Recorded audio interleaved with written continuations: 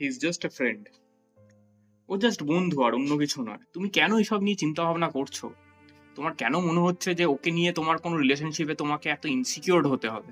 যদি এসব কথাবার্তার মধ্যে তুমি ফেসে গিয়ে থাকো বন্ধু, বিশ্বাস করো এই পার্টিকুলার ডায়লগগুলো প্রচুর রিলেশনশিপ শেষ করে দিয়েছে, প্রচুর রিলেশনশিপ নষ্ট করে দিয়েছে, এবং এর জন্য প্রচুর চোখের জল পড়েছে আর কি।